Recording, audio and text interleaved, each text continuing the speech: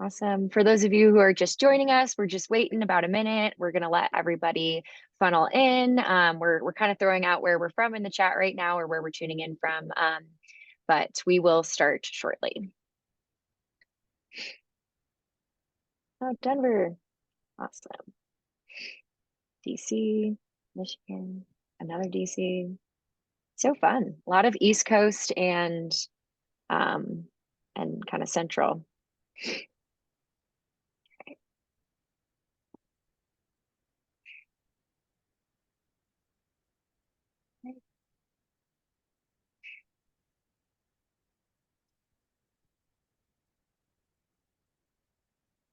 Perfect.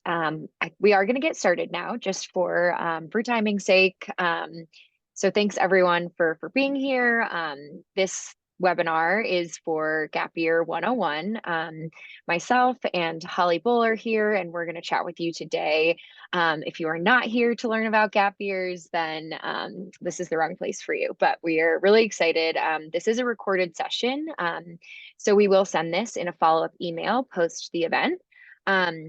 But if you do stay on and you're listening right now, we will have a live Q&A at the last part of the session where you'll be able to ask some questions and we'll answer them right on the spot.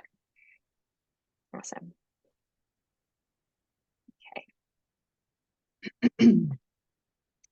Great. Holly, can you see my screen up there presented? Yeah, you're good. Wonderful. Well, welcome everybody. My name is Alyssa Slager, and I work with the USA Gap Year Fairs as an exhibitor coordinator. And I just wanted to thank everyone again for being here tonight. A little bit about who's speaking to you. I am an international education professional. I have been in the industry for about 7 years, working with different providers, some that offer gap years. And actually last year, I got the opportunity to go to Maximo Novell, who is a gap year provider, and I was able to take Spanish courses and volunteer with them. And it was a really enriching experience, and being kind of close to all of these gap year students was awesome to hear their energy and hear what they were excited about and all of this. So it was a really wonderful opportunity. And I love working with all different gap year providers and helping make this experience a reality for a lot of different students. Awesome. And before we get started, I did want to let everyone know this is an informational session that's a part of the USA Gap Year Fairs. And those Gap Year Fairs are powered by Go Overseas.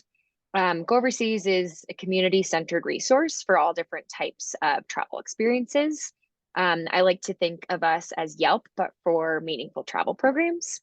So you can visit our site and read all about reviews from verified alumni. You can find programs, browse articles and guides, and just really learn more about the gap year experiences that you might be looking at, or you can also get started this way as well. We also have a lot of scholarship opportunities across our website, including a $5,000 gap year scholarship. So we award one every year to a gap year student. There's a list of eligible programs, but this is going to open on February 1st and run until March 15th. So really great opportunity. This photo is actually our team surprising our winner from 2 years ago.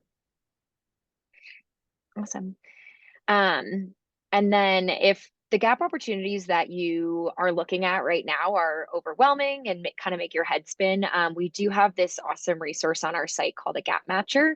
It's a customizable quiz, and basically what it does is it helps you find kind of your top programs based on your interests and what you write in that quiz. It's a really great resource. And then we do have some in-person gap year fairs that are happening right now. We're actually in the middle of them. We just hosted one in Denver the other day. We're going to be in Colorado for a little bit. But if any of these are near you, I highly suggest going to them. We have a bunch of providers and exhibitors who come to these, and you're able to talk to them in person and get really personalized information from the different providers. And then if you aren't able to attend any of those events or they aren't in your city, we do have a couple more of these info sessions if you want to join them as well, along with the one today. Awesome. Great. Well, without further ado, I'd love to introduce you to Holly, who is our keynote speaker. Holly has been a gap year consultant for over 35 years, and she is wonderful. She'll be able to talk through kind of the gap year fairs in general, give you an overview, and then get into some more specific things. So how this is going to, what the schedule of this is going to be is for the next about 20 to 25 minutes, Holly is going to speak and give kind of a gap year overview and talk about some options. And then we'll have 10 to 15 minutes after that for that live Q&A. And feel free to pose questions in the chat. I'll be monitoring it. Awesome. Holly, I'll pass it over to you. Okay. Thank you, Alyssa. And good evening, everyone. I'm here in Princeton, New Jersey, and I'm delighted to be speaking again at these fairs this year, both in person and this virtual fair or virtual presentation tonight.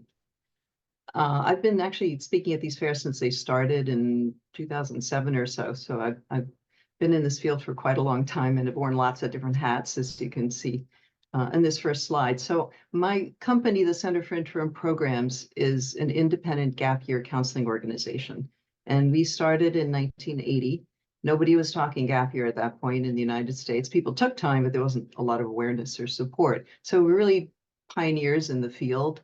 At that time when my father, who actually was a teacher and a headmaster for many years, started the company. I was actually graduating from high school at the time, so I took a gap year myself at that point, and then I took another gap year after my sophomore year in college. And these are the times when people most typically take gap time. So the company has been at this point working with, over 8,800 students. Actually, we work with all ages, but primarily students. And we just have this huge database of options that we draw on. And all we do is gap year counseling. I've been on the counseling end of this work now because I started doing this work right out of college for about 35 years now. And I also ran a program in Greece. I was the director of their US office. I have two daughters who've both done gap years before college, and one is a sophomore in college right now, and the other one is 30 and has kids and works for IBM. And I'll reference actually Samantha and Leah as I talk about these different options. The picture that you see there is actually me at 17 in Hawaii from my first gap year. And I was just checking out marine biology. So I was doing an aquaculture research internship on Oahu. And, it's still vivid. That was a long time ago, but it was really helpful to go and see the daily do of this research and realize, okay, this is probably not something I want to pursue. I don't have the patience for it. That's the beauty of this kind of time, is just checking out these interests. So as I said, I'm biased toward taking gap time for sure. And I'm really clear that this is the student or the person's life, not mine. So this only works if somebody really wants to do it. Next slide, please. Thanks. So, most people know what a gap year is at these days, but I just define it as this chance to explore your interests and skills, but with intentionality. This is not just time off or taking a year off. Really, this is very much a year on. You're on because you have to be, because you're stepping into things that are really different from what you're probably used to. And you tend to be very much alive. And normally it is between high school and college, or taking a break from college, but people do take gap time. It should be called gap time. You don't have to take a year, but people take it at many different life stages. Typically it is for the student around 3 to 9 months. And it really is a gift, for you all as parents. That it gets harder as you get older to take this kind of time. Usually parents want to go, but they can't. So for students listening in, this is like a jewel of a period of time in your life to go and explore. You don't get to do this later in life as easily, and you're not tied to much during your teens and 20s. So you really can explore very widely and creatively and systematically and set yourself up for everything that comes after. Next slide. And really, it is for anybody who's interested, all different ages, as I said, and all different types of learning styles, all income levels, and you don't have to have experience to do most any of these things. So you're just going to learn. Next slide. And for me as a counselor, this is what I love about this work after doing it all these years and midwifing, 2,500 people through this process or more. It's often the first time in students' lives at this stage in their life when they actually get to choose and create their life for a nice chunk of time. And that's different from school, which we're put in, or in college, which you're expected to go to often. It's really stepping back from the track, and you're not responding to all these directives coming at you as much. I have to do this, I'm supposed to do that. What will people think? Blah, blah, blah. My father wanted to create a bumper sticker, don't should on me. You want to dump the oughts and the shoulds in this process and just lead from the core. And it is the core question. Who am I? What am I interested in? And then I choose and own what I'm up to. And that is personal power. If you can learn what it feels like to choose and create your life at 17, 18, 19, again, it's going to stand you in really good stead no matter what you do, college and beyond, or if you're heading right into the work world, it's just setting you up for that from the core outward. And that's a really interesting shift that happens in the gap year. Okay, next slide. And this just dovetailing on this idea of motivation and choosing. Some of you may have seen or read Daniel Pink's book. It's an older bestseller now, Drive, The Surprising Truth About What Motivates Us. And Pink boils it down into these three main things that really he finds motivates people. So not so much making money or looking good. It's really more autonomy, which is just having a hand in your life, and then mastery, learning material really well, and then purpose and just figuring out your reason for being. And all three might be your motivators, or one might really motivate you more, or two.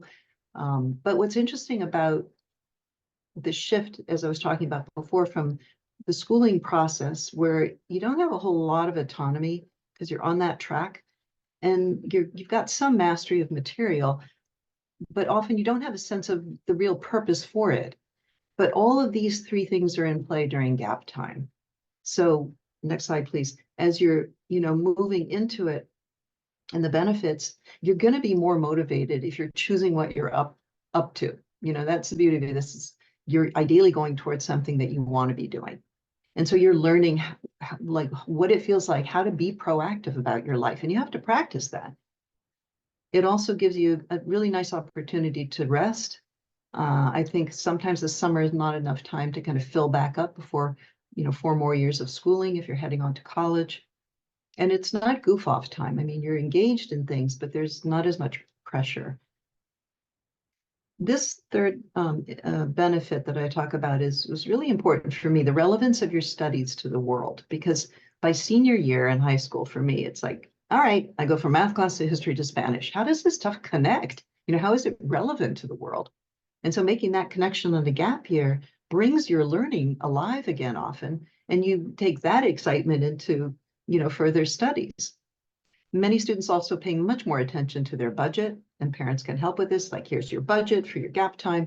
Okay, really pay attention to how much things cost. Are you working within your budget? Are you helping to chip in and pay for your gap year? I paid for all the airfare during my gap year, and I was more aware of what I was paying, spending my money on during that year. And then everything you do during gap time goes on a resume. I mean, you're really front-loading skills that are going to probably be more useful for you in the work world than most classes. That's the reality. There's so many college students who are graduating with a major and they still don't have a clue as to who they are, what they want to get at. And employers looking to hire often care less where you go to school and what your GPA is. They want to know, can you show up and do the work? So having that half step into the world, in the work world sometimes, with a gap year really gives you these marvelous skills that you're practicing, again, without as much pressure on you. And that can lead to jobs. So my stepdaughter, Samantha, is a good example. Here she is at 30. She's working for IBM. She did an internship in Dublin at 19 on her gap year, just working for this little small startup company. And it wasn't a terribly profound internship, but for 3 months, she lived independently in an apartment with fellow interns. She had to navigate the city and did a nice job with this internship. She said, I'm pretty sure I got my job with IBM right out of college based on that internship I did in Dublin when I was in my gap year. She said that's all we talked about during the interview. And they pretty much told her, Samantha, you got this job because of your gap year and also this work experience that you had. You know, yes, she was a good student and all, but also how she showed up as a human being was different. Sense of self, self-confidence. You know, people pick that up about you as soon as they shake hands with you, and that helps you get jobs. So these are down the line benefits. And I think also just certainly heading into college, if you're heading to college, that you have a better sense of what you want to focus on or not. You know, as in my case, okay, not marine bio, let me try something else. So going in and having explored these things means that you hit the ground running in college and you're bringing this life experience into the classroom, which is why colleges love gap year students. And look what kind of a student they're getting. And as I said, just to transition into the work world is much easier. So like the transition into college is easier, but then work world or college to the work world is an easier transition because you've already had that half step. You know, when my daughter was on her gap year, this is my daughter Leah, who's a sophomore, she said at one point when she was living in South Africa doing an internship there, she said, Mom, I just realized, you know, I'm not really on a program. I'm just living independently in a city. I said, right. I mean, she kind of was on a program, but it was really independent. And she said, I said to her, this is how you're going to live post-college. And you already are comfortable doing that. You've had this trial run. Okay, next slide, please. So, you know, there are some concerns about how gap year students are going to perform. So if you step away from formal academics, you know, for a full year, are you going to forget how to learn? Or if you're intending to go to college, is it going to derail you from going to college? And the reality is, on average, these students are performing at higher levels. Their GPAs are higher than non-gap year students. And it's very rare that somebody's planning to go to college that a gap year will derail them in some way from doing that. The next slide and the one after, these are going to be just some quick examples of the research that Bob Claggett did. This was a number of years ago now, but it's still relevant research and mirrors more recent information. So when he was in Harvard admissions for years, and then he was dean of admission at Middlebury College for about 7 years. And I've been on lots of gap year panels with Bob over the years. When he got to Middlebury, he just started to track the GPAs of the gap year students in blue compared to their peers in red. So this is class by class, freshman, sophomore, junior, senior, and it's not a huge pool, but it is statistically significant that these gappers who typically hadn't done anything academic, like formally academic for a full year, they were still outperforming themselves. They're based on their own academic history, as well as outperforming peers. And the other thing that Bob noticed is that the FEB admits at Middlebury, so these are people who just had 3 months away in the fall. He said a disproportionate number of them walked away with all the leadership awards at Middlebury. It's like, what's happening in 3 months that's affecting that kind of a change in these students? And I put it to, it's everything I've been talking to you about. It's like these students who hadn't necessarily planned to take 3 months gap time, they were offered a later admission. They had to think more proactively, what do I do with my fall? And that proactive energy they took with them, just practicing that right into college, and it helped them just in terms of how they handle college and the leadership roles. The next slide is another graph from Bob Claggett when he crunched the numbers for UNC Chapel Hill, and you can see the results the same, even more dramatic. The light blue are the gap year students' GPAs compared to the dark blue. And again, typically these students were doing not academic or non-traditional academics during their gap time. Next slide, please. This is Mark Hatch at Colorado College. You know, over like 10 years ago, I was on a gap year panel with Mark for a big NACAC conference, and Mark's still in admissions there now. And this is what he was saying at that point. He said the GPAs are higher of the gap year students. Young men who take gap time are outperforming non-gap year female peers, and they're way outperforming non-gap year male peers. He said these students are leaders on campus. They don't have the behavioral issues and dramas, the roommate issues and so forth that derail people often, sometimes freshman year.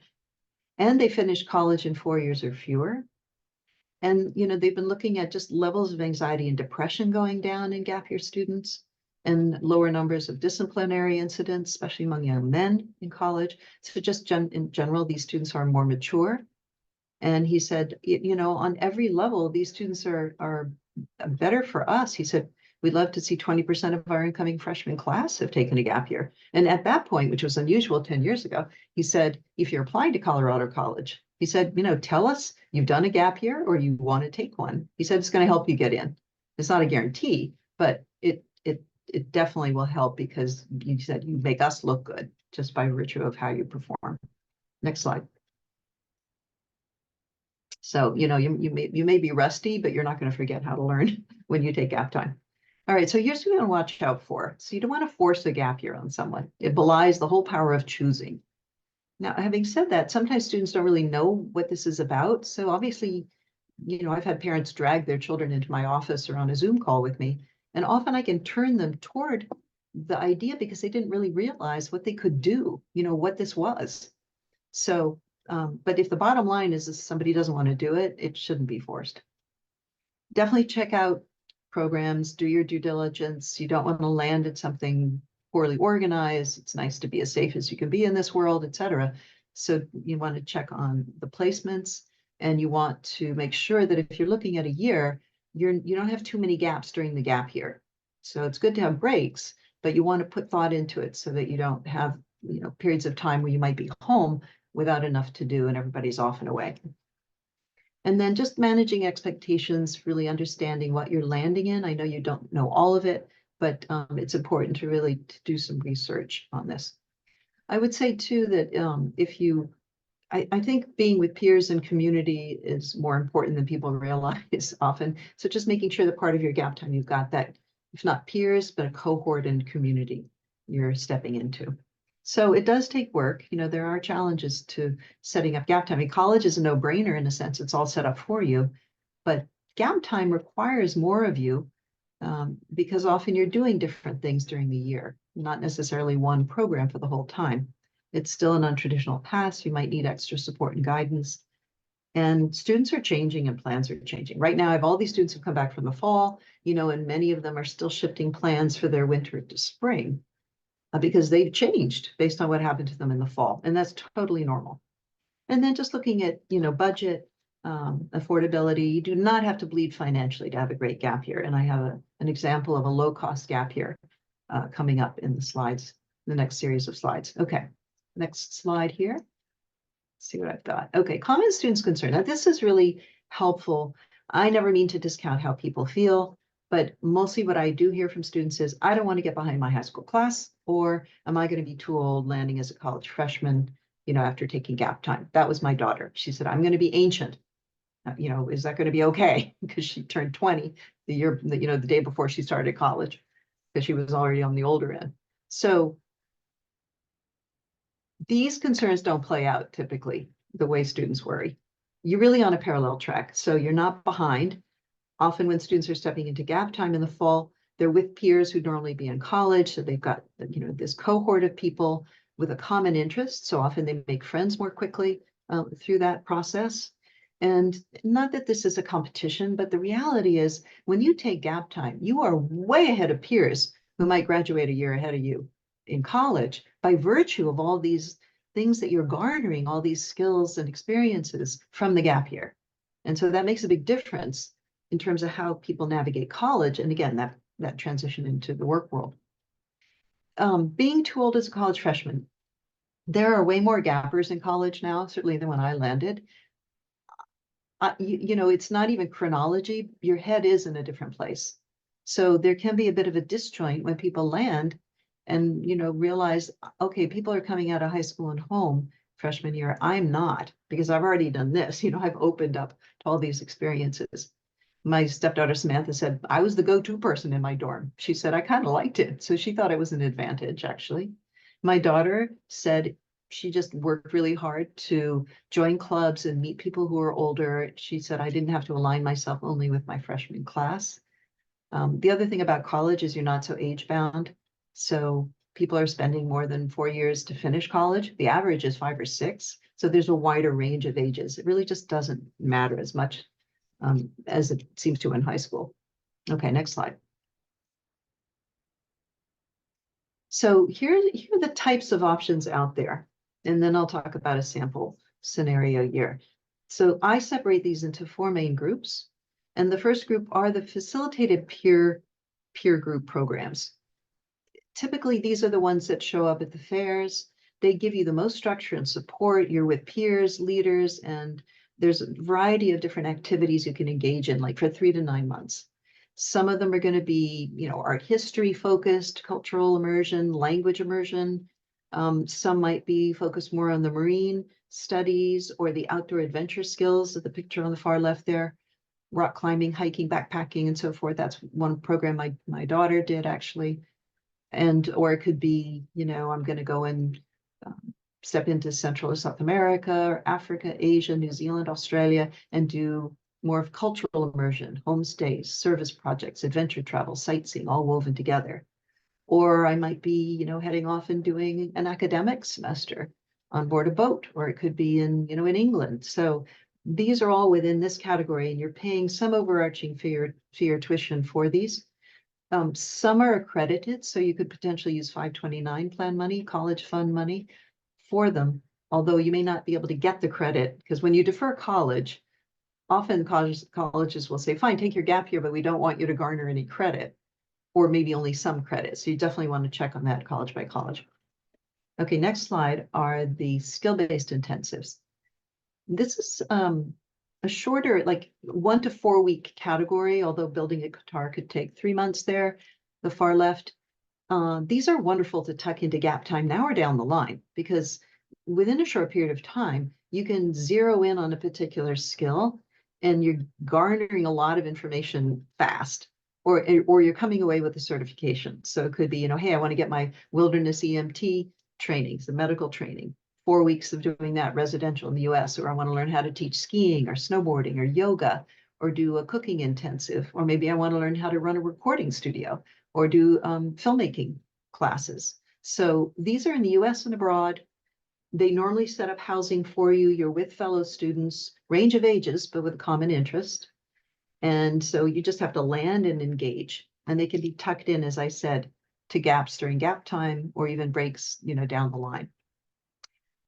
The next category, next slide, are the urban internships, as I describe them. These are really harder to set up for gappers. So if you work with a provider, which is mostly what I do now, these are people who do nothing but set up internship placements around the world. And so you've got the substantive work experience arranged for you based on your interest. And then you've got your housing set up for you, often with fellow interns, so you have a built-in social life. And then you've got someone to turn to if there's a problem or an orientation, and then you're launched. So these can be in Europe and South Africa and Argentina, New Zealand, Australia. And it could be anything from helping in a war museum, as my student did last fall in London there on the left, to automotive work, to helping in a medical clinic, business. My daughter worked with a human rights lawyer in South Africa for her internship, which actually helped her get her current paid internship in college that she's doing this spring, by the way. So the work experience is really useful for future internships or future jobs, as I said. So you're paying a couple $1,000s and then covering the housing food costs for these. And typically they run 2 to 3 months. Next slide is the final one of the group or the program type. So this is the least expensive volunteer work experiences that you can pull into gap time. These are all over the world, all different lengths of time, all different ages, and usually much more low cost. So some might give you housing and food in exchange for labor, whether it's doing disaster relief work or maybe helping on a farm, or you could be, doing work with animals, wild or domestic, in the US or abroad, depending, or coaching kids in sports or assist teaching in classrooms, working on boats. And so some of these will give you a cohort, like trail work in national parks with fellow students or fellow volunteers, or disaster relief work, but some might be more individual placements. So often what students do is weave these in more toward the second part of a gap year if they want a built-in, like a guaranteed peer group for the first step out in the fall. It doesn't mean you can't start with volunteer programs in the fall, you can. It's just whether or not you feel, more independent and okay with maybe a smaller group, depending. And then you can also work just at home. You don't have to necessarily go far afield. The main thing to think about with that is, do you have buddies around so you're not too lonely? I would say you might want to plan in things that have you often away from home, because when you're at home and with the familiar, even, much as we love our parents, they love us, you tend to regress when you're home. And so it's nice to be off and away and really stepping into a bit more maturity to weave that in. And many students will work for part of it, the gap year to help pay for the gap year. Okay, next slide. So this gives you a sense just of an overall general sample gap year. Does not have to follow this blueprint, but you can see it pretty much follows like a school calendar. So in the summer, often people are doing their own thing. They're working, they're seeing friends, family, they're just having a bit of a breather before they step into something in the fall. Because when the fall, when friends head off to college or whatever they're doing, you really want to be, as a student, stepping into something that will ideally fill the fall.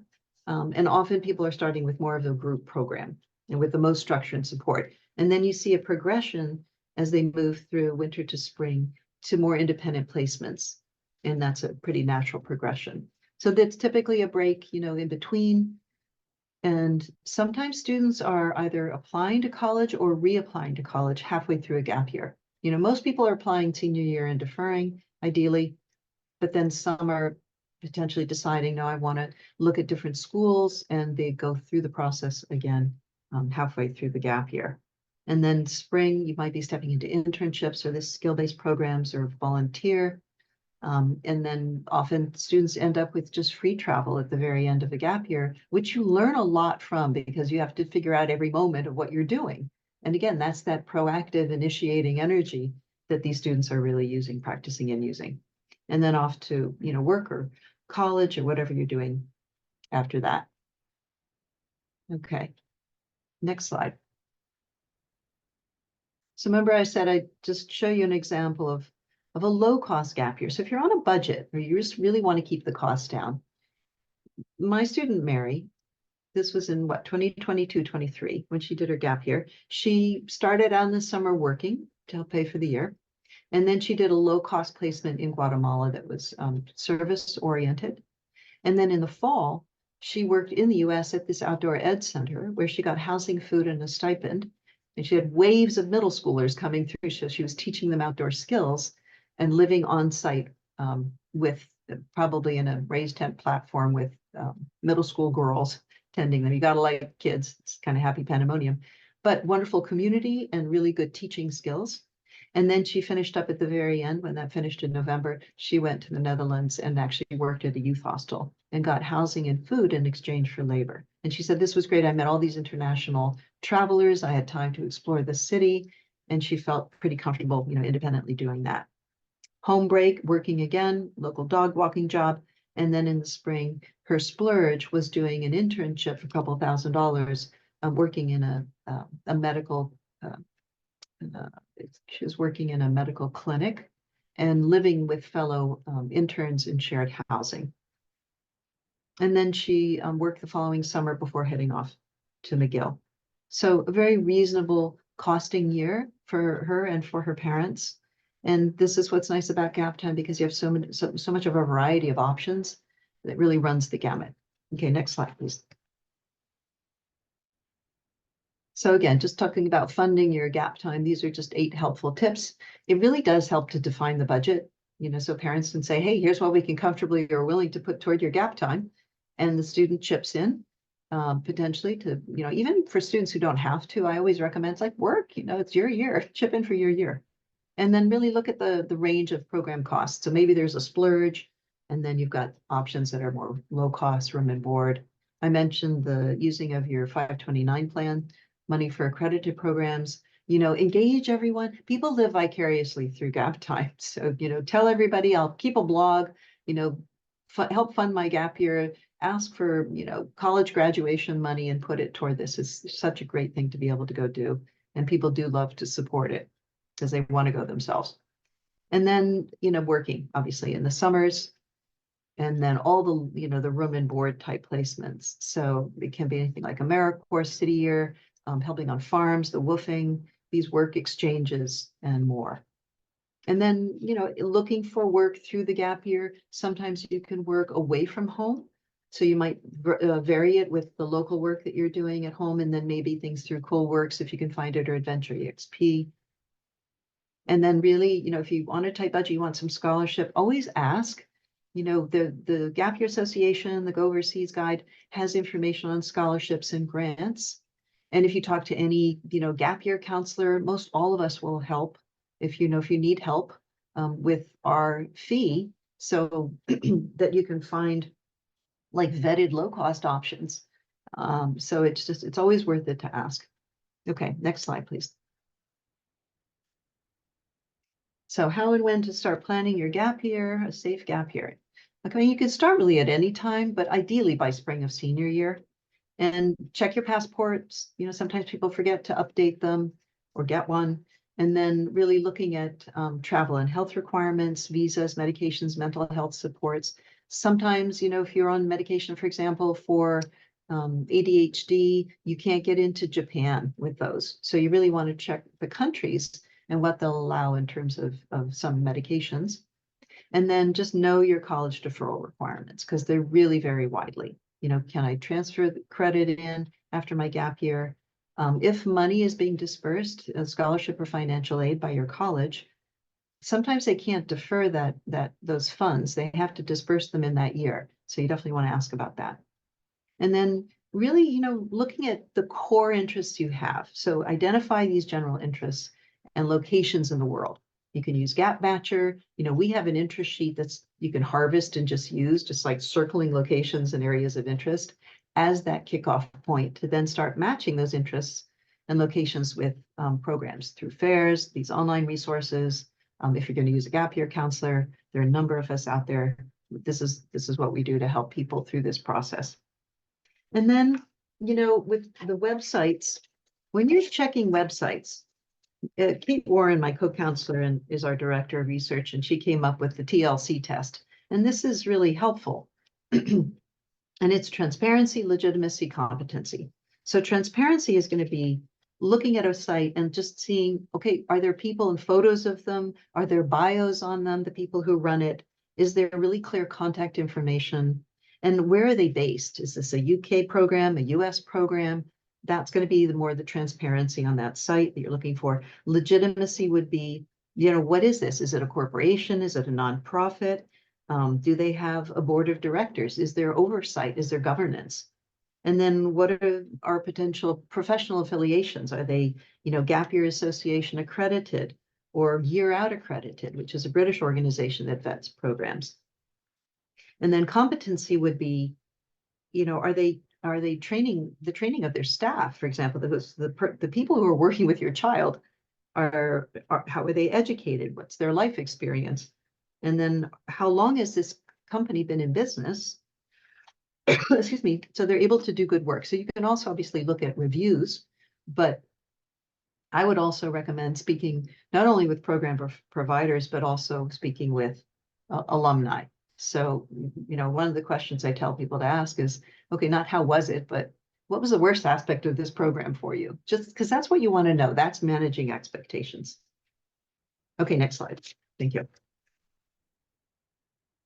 So we're getting to the end here. This is just a funny image, but I really love this slide because so much of our Western lives is the top up there, the plan, and it's our academic track. We're very linear, goal-oriented, and life is not like that. Life is the reality below, which is also your gap year. No matter how much planning you do, things are going to, change, or stuff may fall through. And rolling with changes and dealing with setbacks are a large degree part of the skills that you're learning during gap time. Is just how to handle things that may not go the way you expect them to.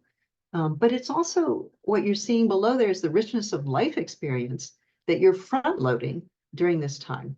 My 2 gap years are still vivid after all this time, and I'm 61.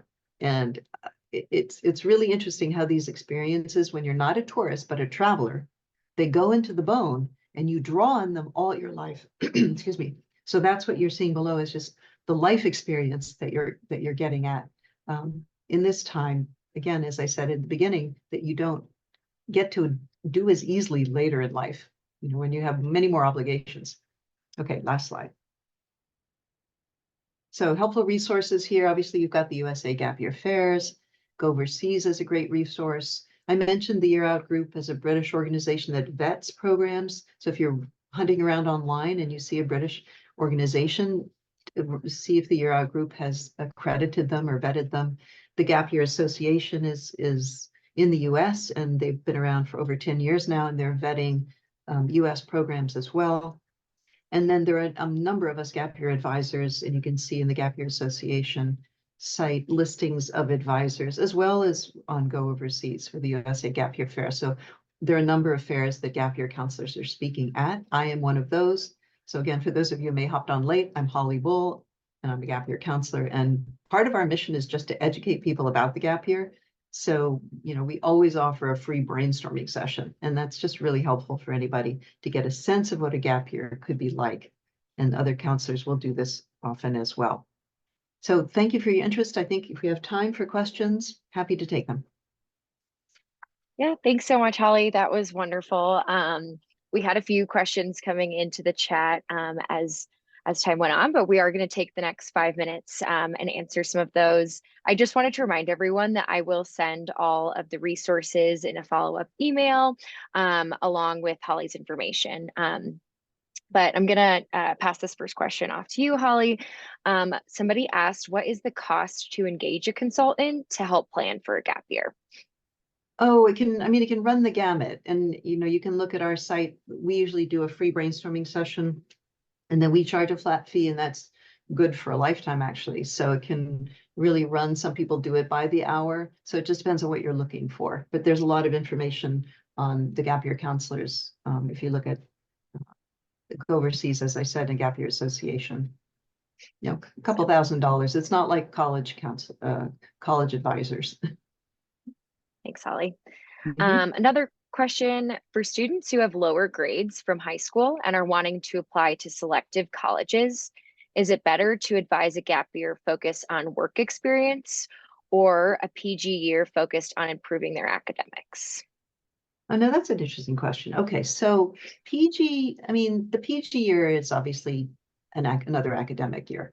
I think a lot depends on the student. So to my mind, you can take a gap year and do something academic within a gap year in the fall if the student is up for it. And for example, I've had students go do this in England where it's a sort of a different setup, and they tend to do really well.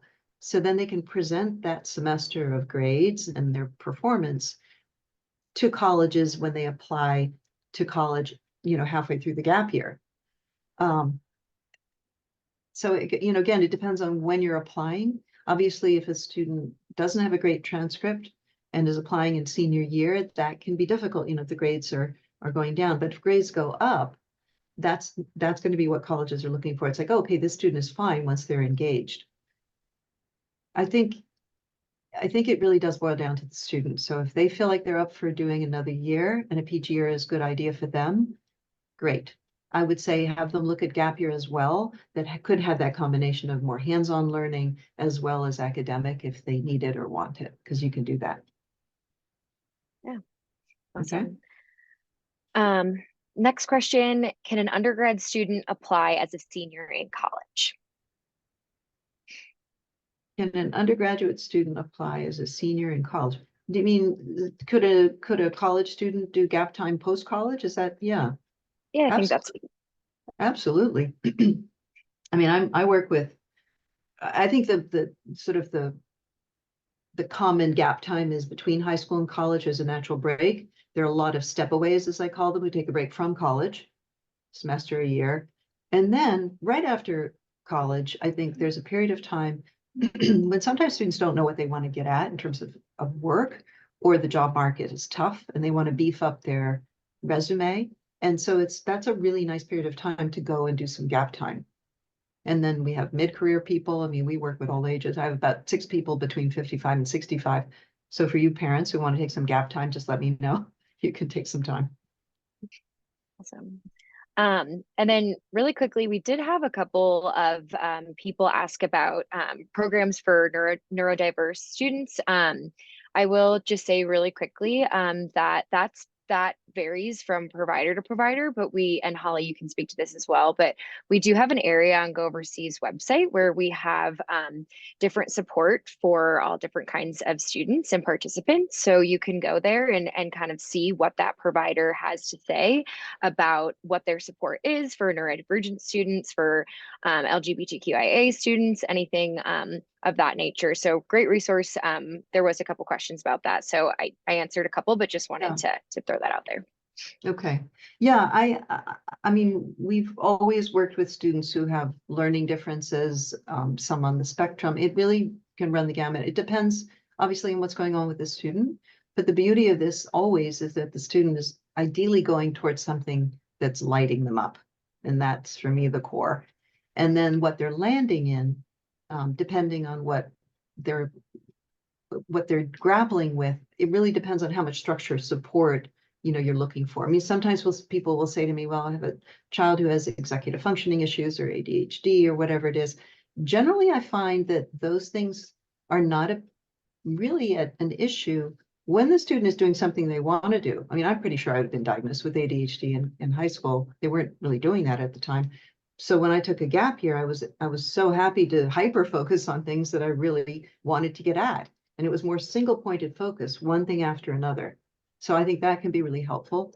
Again, you've got such a variety of landing pads that a student who might need more, socializing could be connected in with a smaller group of fellow gappers rather than the sea of freshmen in college, which is a lot to take on. So that's like that. Again, that just sort of trial run, sort of practicing, stepping into things away from home and the familiar, it really helps anybody with, but certainly I think people who have neurodivergent issues and or the learning differences. Thanks so much, Holly. That is actually all of our questions too. If anyone has anything else, feel free. We will be sending Holly's information out, so feel free to email her, ask anything, and use her or myself as a resource. We're really happy to be here for you. Again, I'll follow up with this recorded webinar along with some resources. But thank you everyone for tuning in tonight, and we really hope you got a lot out of this presentation. Yes, thank you all. Take care. Have a good night. Thanks, Alyssa. Good night. Bye.